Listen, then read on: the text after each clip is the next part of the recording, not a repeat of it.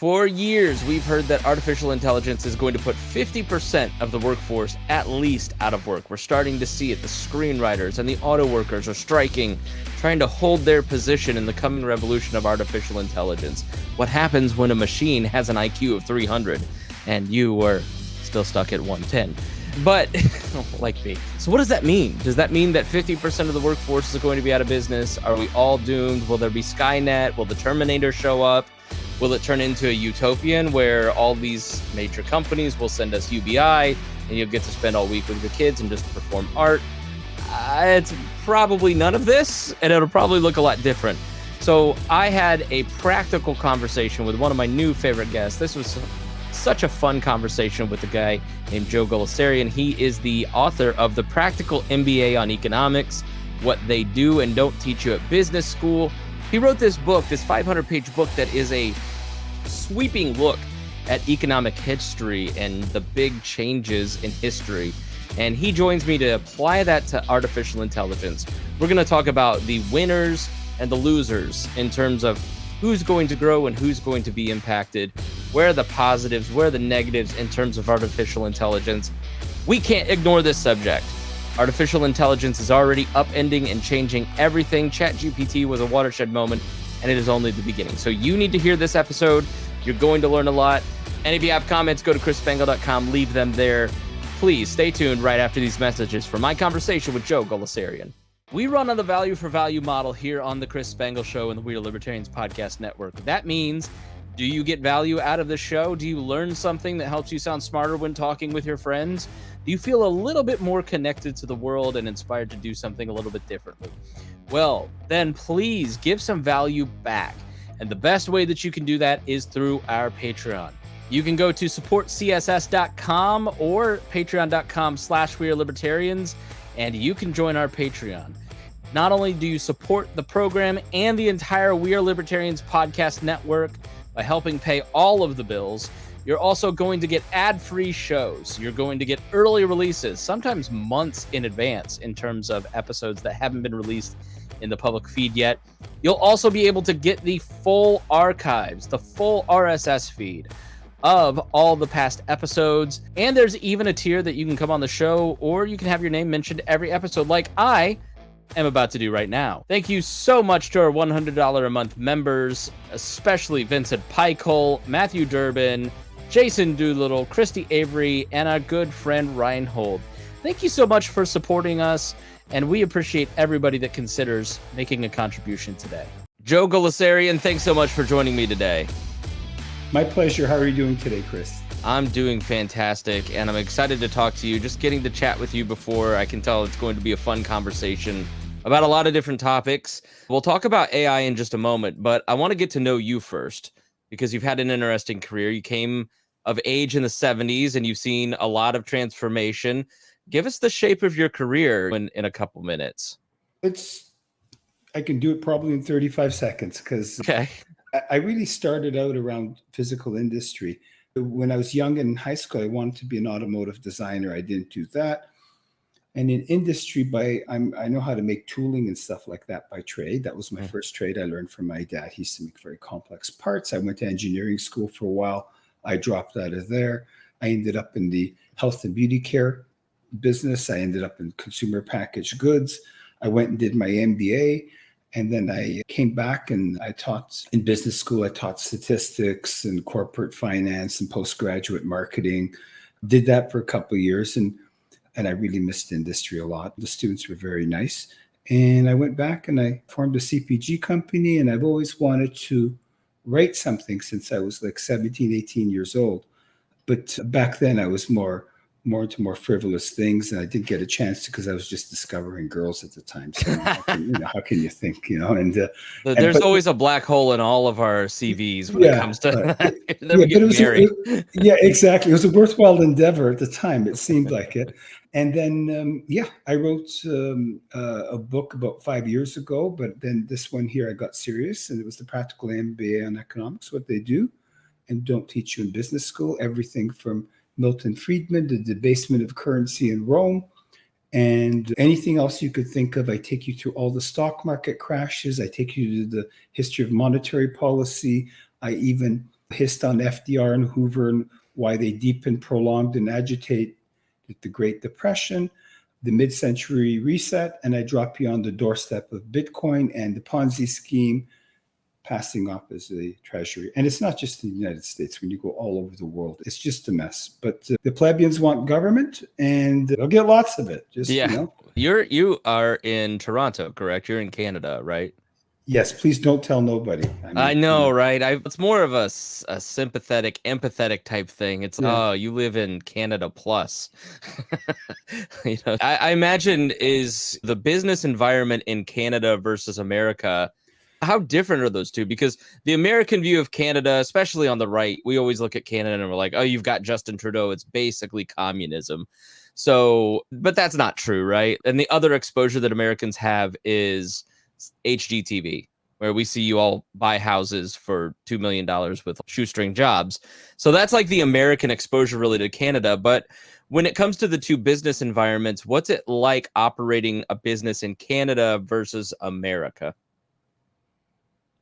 In Canada, our corporate tax rates are not bad at all. On the first $500,000 or so you make, I could stand to be corrected, it's at 15%. It's your personal tax rate that's brutal. And I'm not going to go there, but in my book, I stated, Chris, that it's, even if you're making 65, 70 grand, and that's like middle class at best, that entry middle class, you're giving about 52 to 53% of your money because we have a value added tax. You'll come up with something creative like that when the plebeians ask for more government. But what I like specifically, Canada is still Victorian in heritage. And what I like about the United States is, because I've lived there for a while too, things happen quickly. The connectivity of business, the can-do spirit, it's very, let's try this, let's try that. They're open to a lot of new ideas, right? They're ready for conversations. And Canada is a little bit more subdued. We like to have inquiries first. If for some reason, if our country became half obliterated through some military excursion by a foreign power, we'd have to have an inquiry first. And that could be a 400-page report.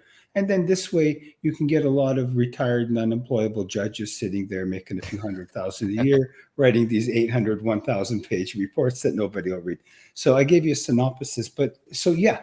And when I started my career, especially when I was a little boy and I saw my dad open up his machine business, we just had a gargantuan amount of technicians, engineers, artisans, dreamers, people with know-how, and we lost a lot of that manufacturing core, which I talked about in my book too. And we're not going to get back here or in the United States these politicians who basically wouldn't know the difference between a circuit board and a screw thread machine or a CNC machine are talking about bringing back jobs. Unfortunately, you lost almost 2 generations of artisans, and you're not propagating knowledge to the next generation. What I mean by that is a lot of these people are gone.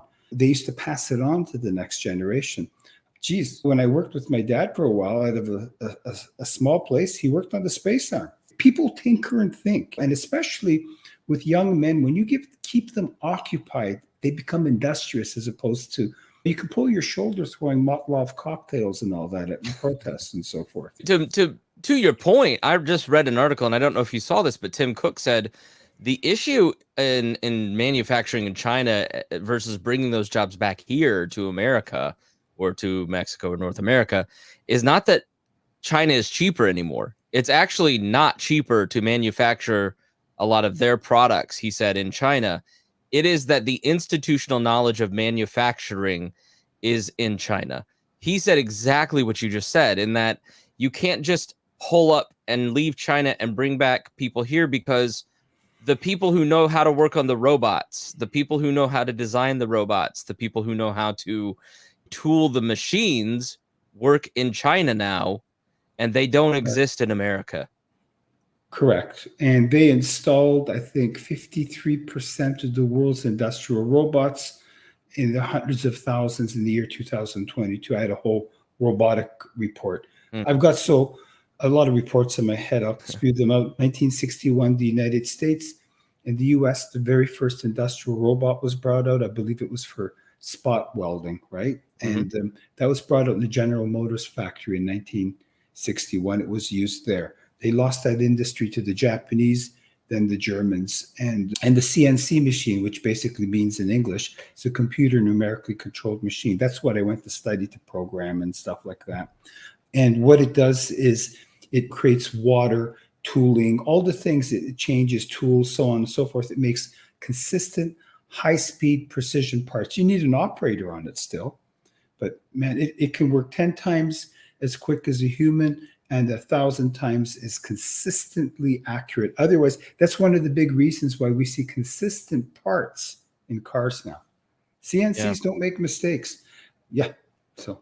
So I think that I'm here in Indiana, and you're talking about a state that from 1980 to 2010 lost, like, in a state of 6 million people, 1 million people lost their jobs. And these gorgeous cities like Anderson and Marion and Delphi and all these different central Indiana that had just like these amazing towns have all just completely rotted. And they're very scary places to live, actually, because there's a lot of desperation, because you've seen these jobs that were part of the auto industry just disappear for exactly the reasons you just said.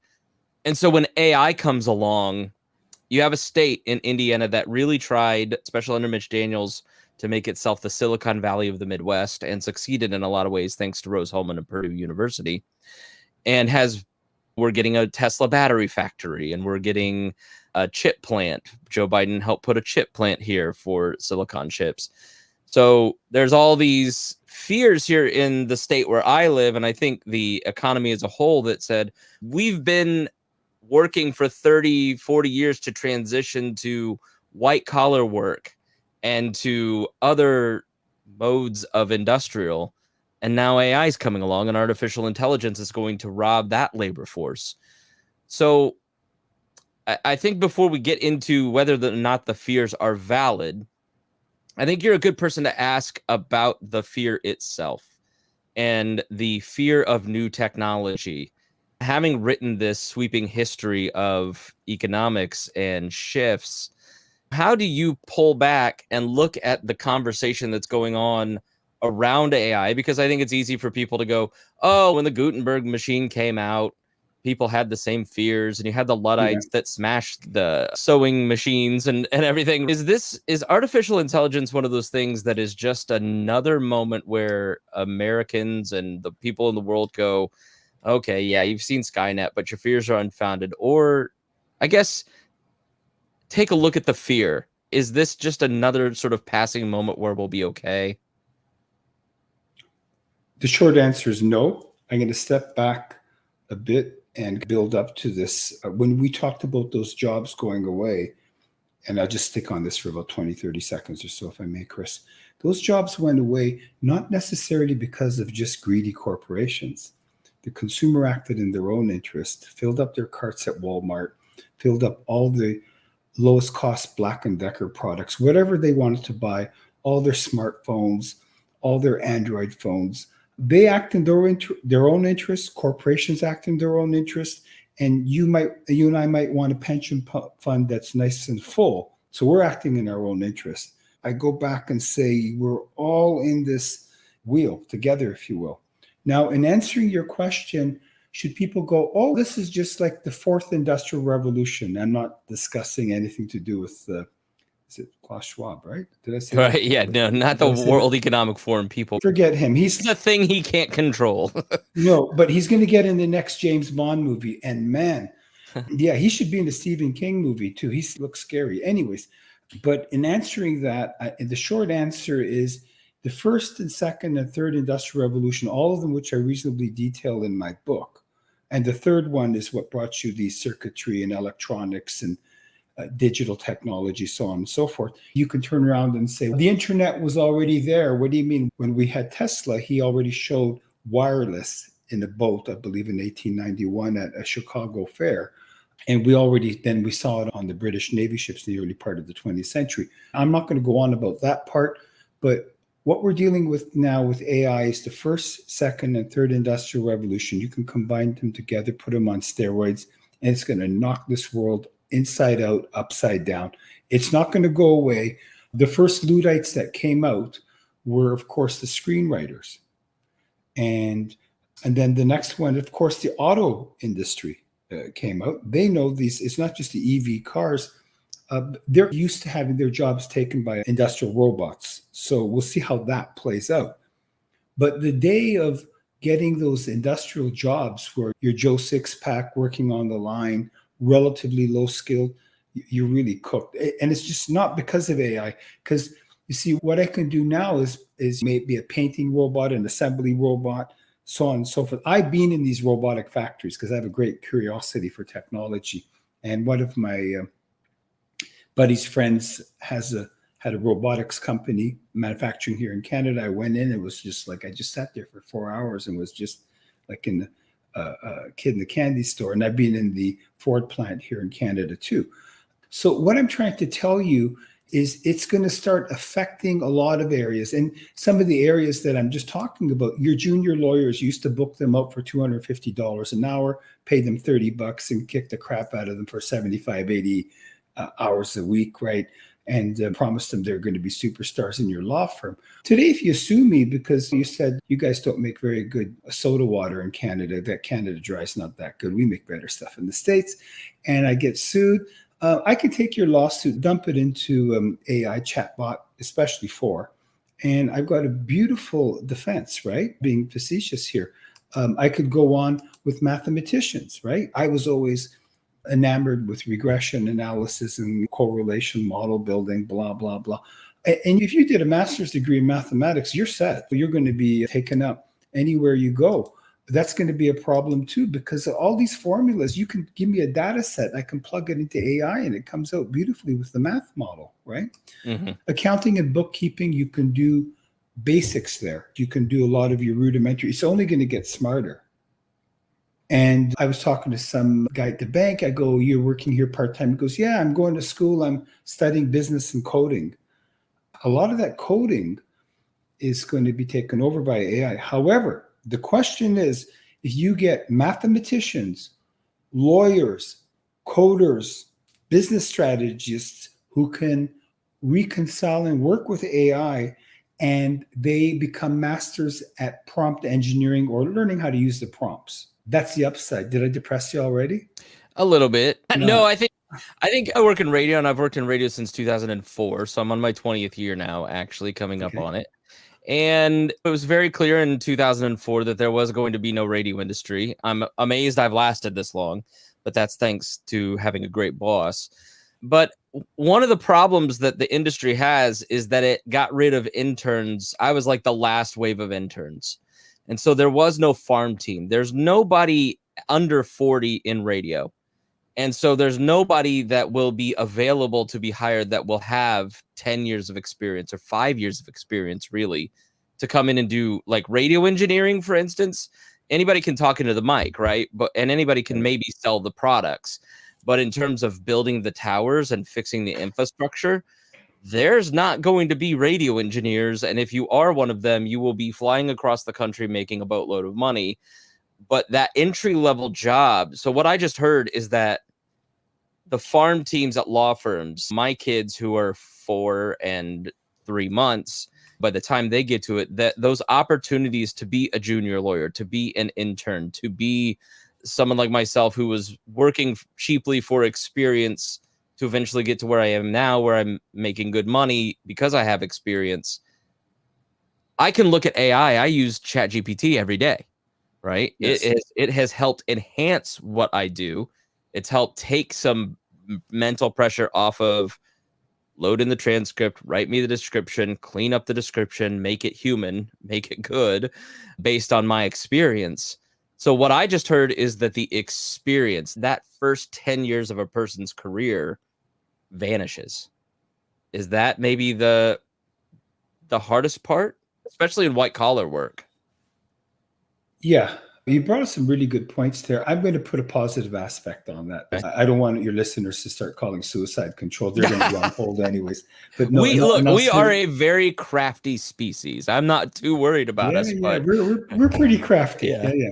My answer to that is, you alluded to what I was going to say, is again, going back, if you can harness this information, that's where you're going to go with this thing here.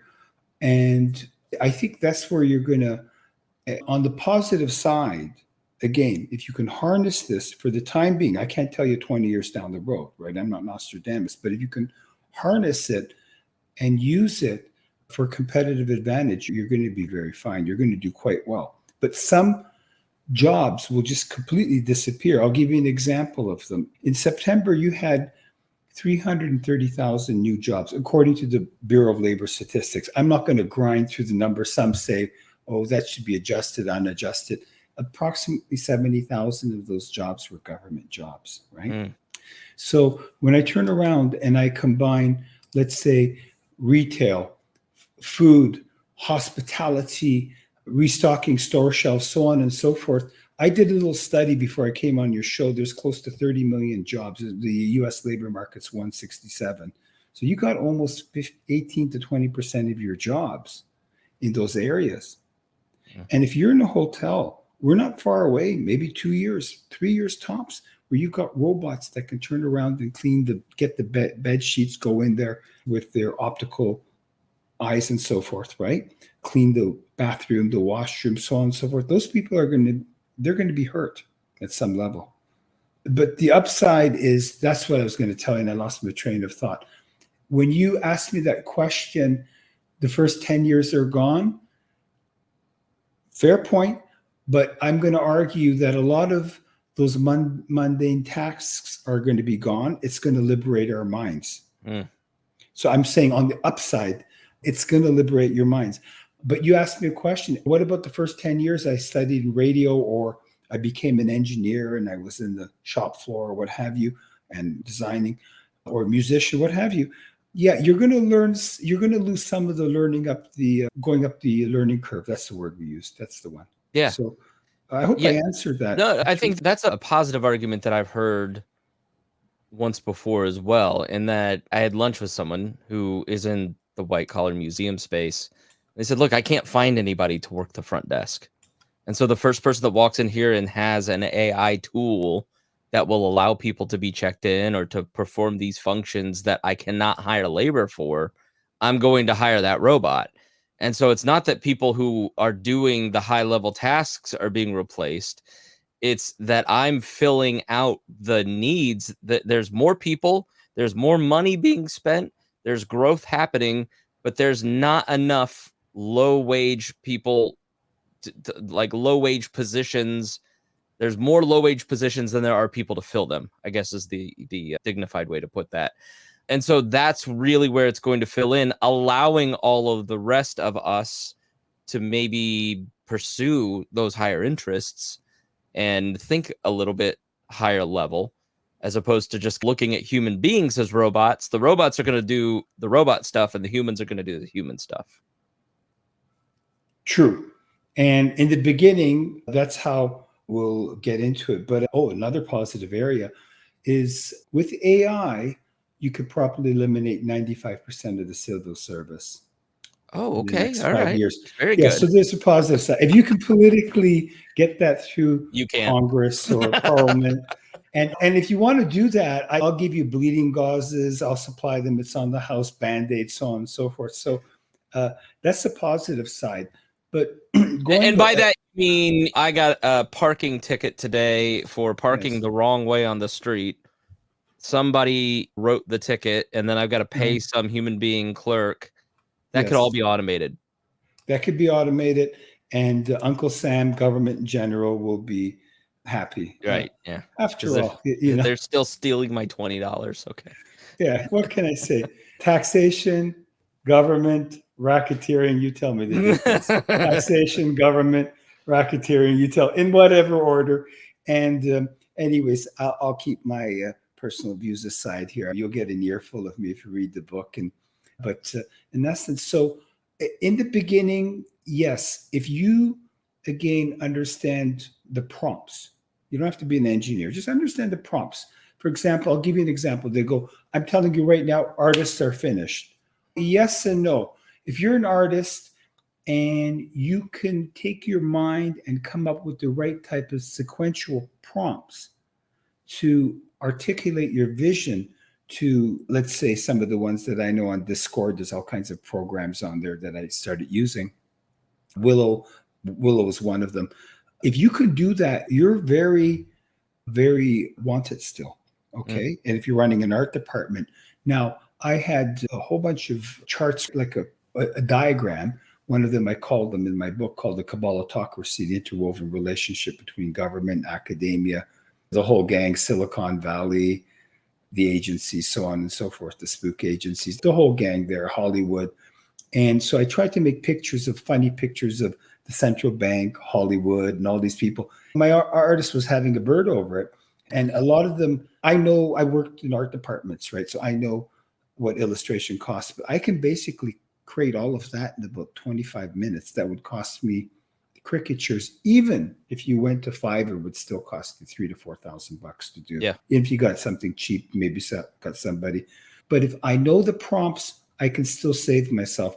But you've got a very great point. I'm going to have to think about that. What happens to your learning curve the first 5 to 10 years on the job? Yeah. And it's very hard for me, not being in radio, in live radio and production as you are, to understand the nuances, those thousands of tiny subliminal and overt things, and how do I even put that on paper? I wouldn't even have the first clue. No, it's hard for me to articulate. What does it take to do a good interview? What does it take to research for a guest? What does it take to do this, that, right? And there are tasks that I can outsource.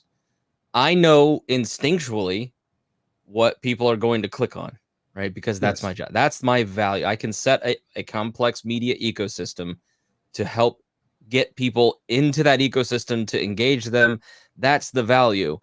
Going through the audio and taking out your or my or I can pay somebody in the Philippines to do that, or now I can use AI to click a button to do it, which I do.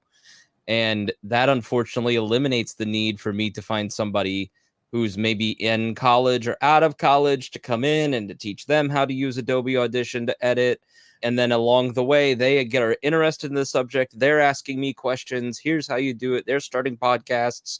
But I do think some of that knowledge has shifted now. Instead of me doing it one-on-one, I have a podcast called Podcasting and Platforms where I teach people that.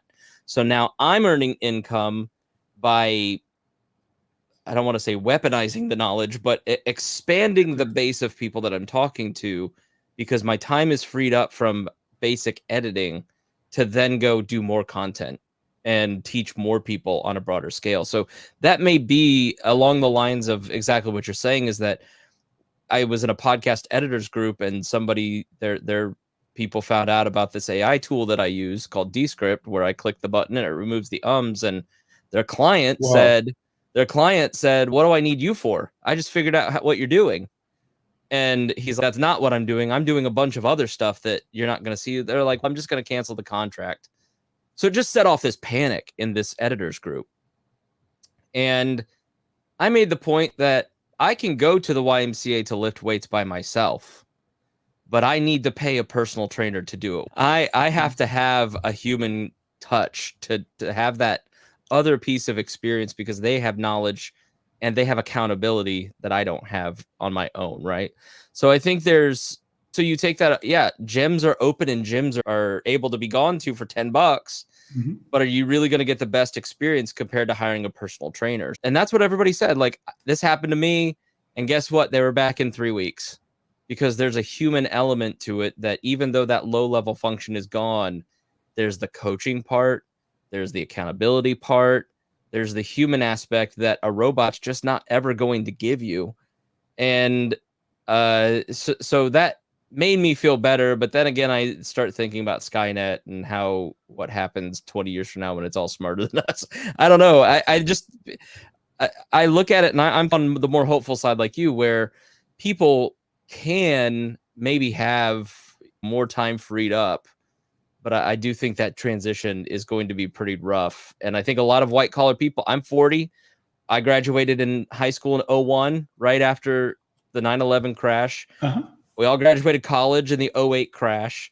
It's just like there's never been a moment where you can get caught up and your wages are always stuck because there was some global reason why, people my age have, I think it's like my grandparents who were raised in the Depression, giving us a better focus on the human elements of life as opposed to the monetary.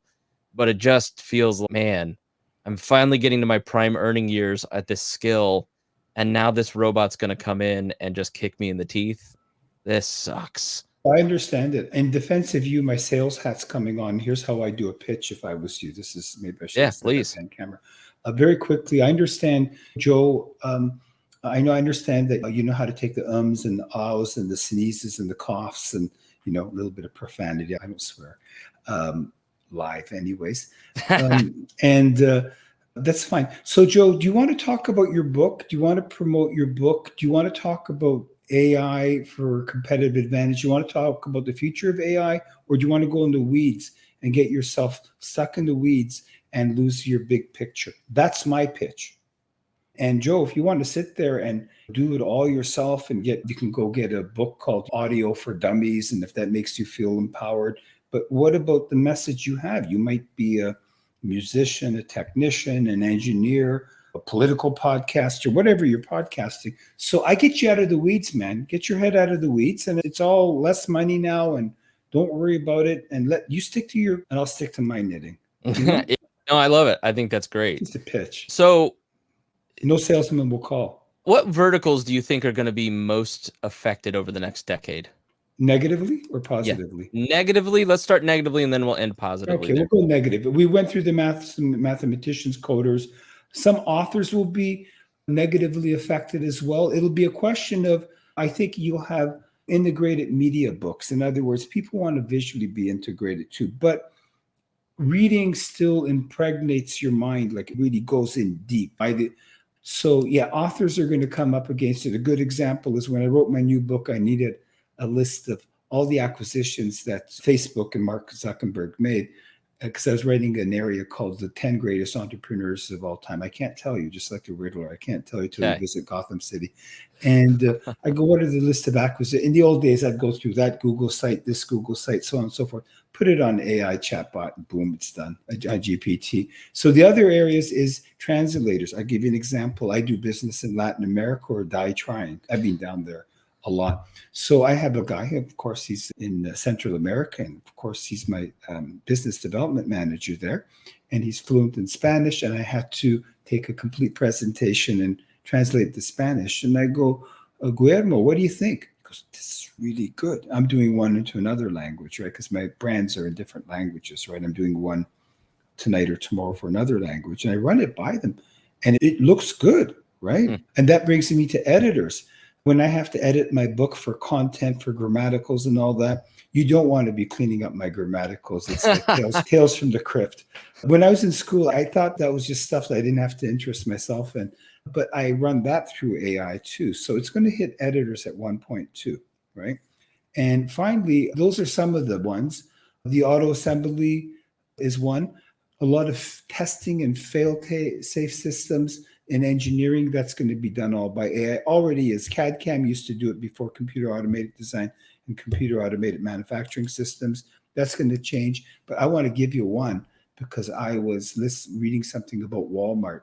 Okay, you show a picture of your background or your room and what have you. We'll move the room around there, so on and so forth. So you show a picture of your room, and then you'll turn around and say, I have $800 to spend, and I want my room to look modern.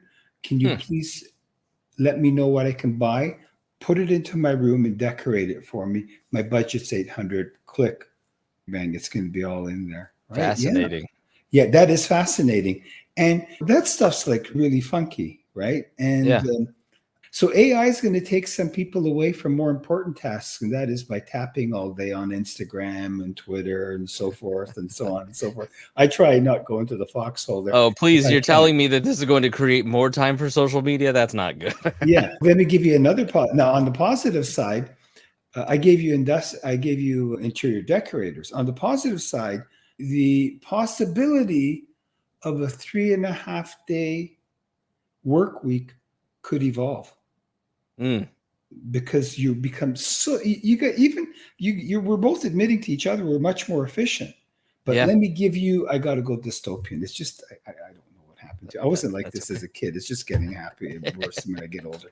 But let me give you an example. Let's pretend that corporations become so efficient in their processes, procedures, their systems. You've got humans in there. And what would you do if AI starts learning at AI level 3 and 4? They can self-teach themselves. And what happens when they're smarter than us and our minds are become relatively obsolete? So corporations want to create as much money as they possibly can. So now you've laid off. AI has caused, and I'm being a little bit what ifs here, in the next 10 years, 70% of the workforce is obsolete.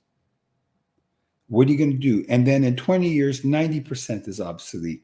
So what's going to happen is, much like Sweden, it's going to be reversed from Sweden. In Sweden, they tax people a lot, but they don't have to pay for anything, and corporations get low tax rates. It's just their system. Call it what you will. What happens, because government exists so you pit the very wealthy against the poor while they take all their donor money from the wealthy. But that's just right. Okay. So we won't go there. So what happens is corporations will become multi-trillion-dollar profitable corporations that make profit, right? So when they become profitable and we don't have jobs, 70% of us, what do? That's when we introduce the next great thing, and that's going to be universal basic income. I'm not an advocate of that. And then what you do is you give people UBI, you keep them relatively happy, you bring them out of the house 4 years to act like complete savages about what party I'm going to vote for, basically. Tyrant number 1, tyrant number 2, tyrant number 3, pick your door. Just what was that? I think it was that Canadian guy actually did it. Let's make a deal. Which Monty Hall. I think he's from actually Winnipeg in Canada. And so you keep them nice and docile like that. You let them have free Netflix. You let them have free MMA. So just like the Roman Colosseum, you see all the blood that beat the hell out of them. And hockey's best fights, and the guy's lost his teeth and all that. And have you seen Idiocracy? No, I'd like to see it. You need to write down Idiocracy and watch it, because that's basically what it is. You're describing Idiocracy without having seen it, but it's a very funny movie that basically everything's free, and it's a dystopian future where they think plants crave electrolytes because electrolytes are good. So they've killed all their crop. Anyways, you'll see it. It's really good. But yeah, I could see that where all of a sudden you're almost creating an argument that I have seen from some of the alt-right people, is that AI is good because it will strengthen the traditional family. Because now all of a sudden people aren't working all of the time. They have more time to devote to their family. There's a bunch of different groups that were satisfied by that scenario. Leftists, anybody who's against corporations, they're not happy. Well, but yeah, I think that 3-day work week, and having 4 days right now would be great. Having an extra day to devote to the other stuff that I'm passionate about would make me a lot happier.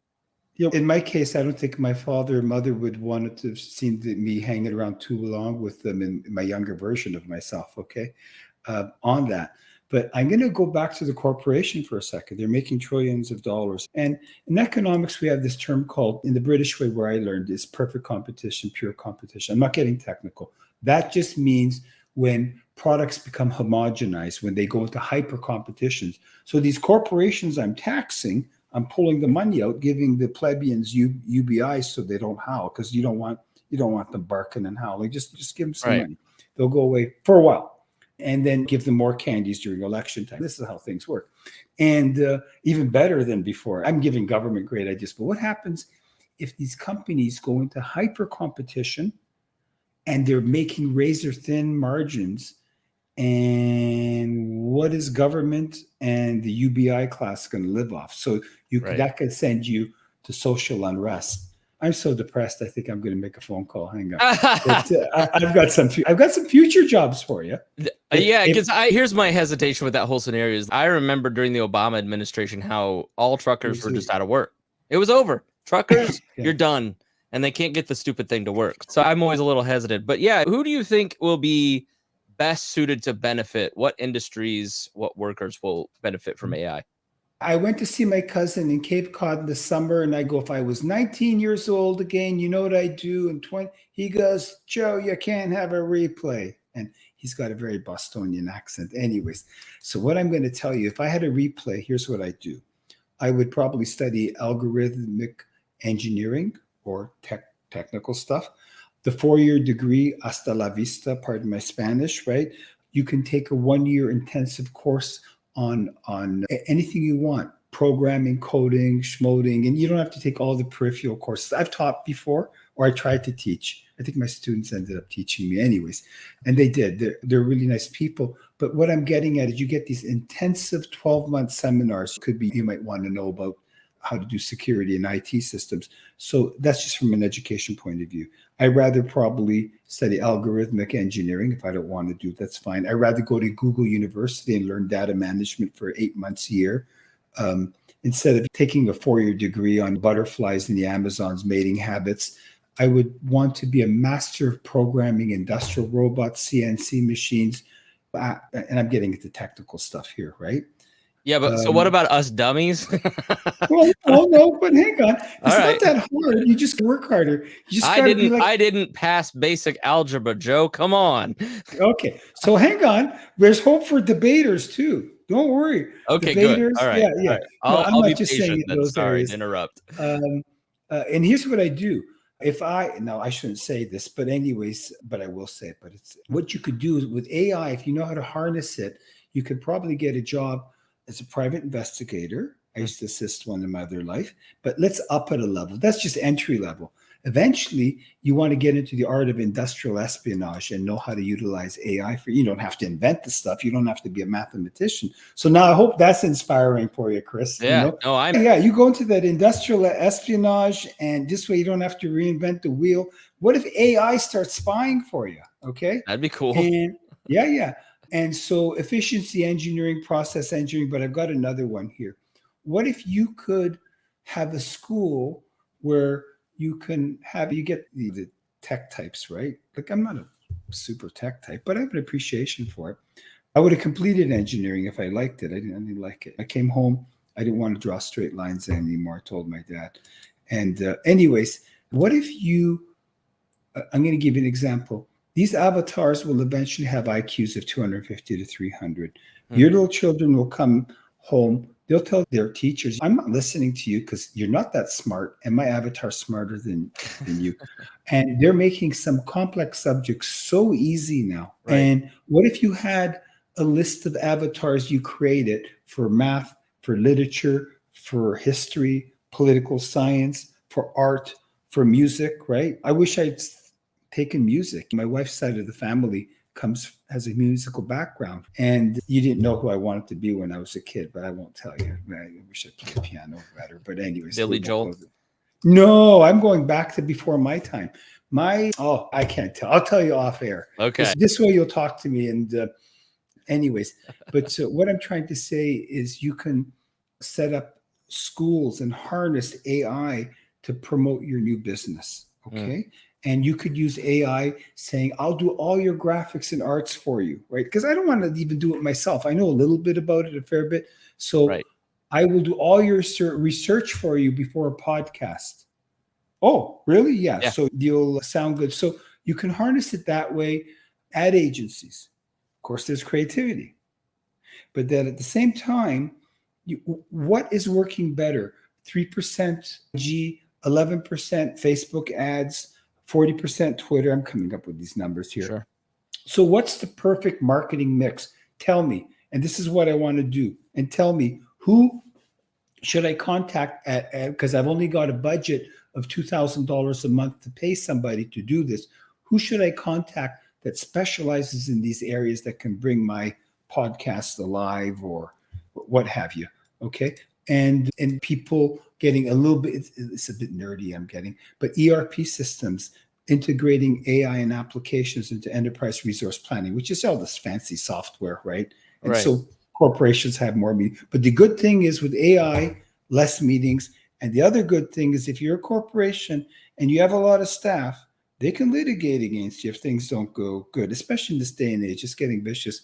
It'll relieve yourself from some of that. And some people will be relieved. Who knows? On the positive side, we can have the one income earner in the family again. And that's not necessarily a bad thing. There's a lot of People go, I don't mind if one of the spouses works, the other one's, I don't mind. I know I'm the breadwinner. My wife takes care of the kids, and they're both doing fantastic because of it. Absolutely. You know, That's gone.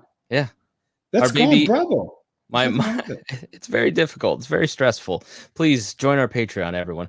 But it's benefited our kids in just some amazing ways. So let me ask you this. How much should we regulate at all artificial intelligence? Because I see the people who do this on a daily basis begging Congress to be regulated. Is that because they're actually scared, or are they trying to cement their market position? I believe it's Professor Tagmar. He's this AI whiz, right? By the way, the most advanced AI schools in the world are in Toronto, University of Toronto. Okay. Professor Hinton, I believe his name is. He came up with a lot of this, some really advanced stuff in here. So in terms of regulation, that's really good. If you want government to regulate it, that's like hiring the carjacker to run your parking service for your valet service for you. So you got a problem there. Okay, at least with me anyways, but you don't have to agree with that.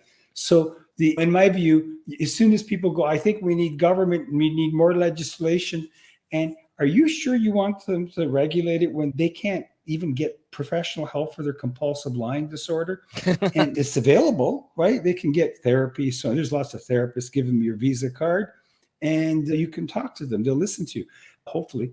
But in all essence that's a very good question. What if I give you, and my imagination is going to run wild, what if we had an AI program that fact checked, not these ideologues that are from dark money that are fact checking, they're not credible. What if we had an AI program that could spear through the lies? We all agreed that it was clean, 100%, could think for itself and say, okay, this is where it's getting out of control, and it could help regulate it. I saw someone post a photo of an Israeli soldier holding a baby, talking about how wonderful the soldier is. And I'm like, that person has 8 fingers. How did you not know that this was fake? In Ukraine and Israel, the war propaganda is just, on our last episode about Israel that we did, we just gave up. I don't know if the hospital was bombed by Israel or Hamas. It's like, I'm frustrated with it. No idea. And I don't trust anybody what am I going to watch? Israel's I-24 and Al Jazeera's, I don't know. It's very, I think, and it's only going to get better. Yeah, I think using artificial intelligence to track that down would be superb. I had my buddy in film, and I'll just wrap it up like this. This guy he's an American citizen. His name's Gonzalo Lira. The guy's got a very fluid mind. You might have heard of him. And what he did is he was a filmmaker. You can look him up. And he showed that, I think it was Bachara, I can't pronounce this correct. They're showing lined up dead Ukrainian soldiers all over the side of the road. Or was it Russian soldiers? It was Ukrainian soldiers, showing them that they would be all massacred and killed. One little problem, their uniforms were completely clean, pressed beautifully. And when the camera stopped, he showed how all these corpses got up, walked away. CNN did one in Israel where there was some bombing by one of the sides, and they told the reporter, get down, we'll start rolling the film. So, and I know what you're saying. When I grew up, and I've said it before, Peter Jennings, Walter Cronkite, even who's retired now, is so many of the broadcasters, you didn't know who their political party was. They never, like Lloyd Robertson in Canada, they were not openly ideologues, right? They reported the news. Watching them for 10 years, I don't watch news on TV anymore. I can listen to lies on other mediums instead. To your point, Gulf of Tonkin happened back then, right? Oh, yeah, that one. Yeah. Project Mockingbird, like Project Northwoods, like all these things that you learn now, you go, yeah, the time of centralized media wasn't great either. No, it wasn't. That happened, and you're right. It was not a utopia. But 60 Minutes used to get into the weeds and really hammer you hard. But now, look, I agree with you. Today, it's just that with all the information we have, you can tell it's a cabalotocracy. And that great thing, finally, the equalizer and the democratization of the masses in 1996, when I was getting my head around the internet around there, 96, 94. And all the great hope and all that stuff. And this is going to be the equality of the masses. We work out that way. Yeah. All right, pitch us on the book. I think it's been so fun to talk to you. Our listeners have obviously heard the breadth and depth of knowledge that you have on just this one subject. Your book spans a whole bunch of stuff. Pitch us on the book. Oh, wow. I'm exhausted now. But it must be that soda water in Canada that we have, but we're actually Swedish chef. Sugar So crash. the book is, like I said, everything from, the history of monetary policy. Like the book itself is meant to make you feel full. I even give you the financial reasons, the monetary reasons of how the Second World War came about. It all laid in the reparations of the First World War. I talk about even the 1920 depression in America and much of the rest of the world. I talk about the rise of the communist countries. So I go through it. The book goes through the great mid-century reset, the gold standard from 1944 till 71 when Nixon took it off, how the IMF, its original role. In other words, if you read this book, and a lot of it's got some pretty good humor, but the combination of history and economics, when you go to your next party, you'll definitely be the smartest person in the room. It'll help you take over the world, and it'll protect you and your family for the coming economic tsunami. We're already in it now. And of course, I talk immensely about money printing. That sounds fantastic. I'm definitely going to get a copy. I've enjoyed having you on the show, and I thank you so much for being here. Thank you for having me on, and it's been great. And I wish you a continued success, Chris, and all the things you do, and all the best for you and your family. Thanks, Joe. And thank you for listening here on the show. You can find a link to the book and Joe's social media and his website in the show notes. And if you have a comment that was sparked during the discussion, go to chrisspangle.com and leave a comment on the show. Thanks so much for joining us here on The Chris Spangle Show.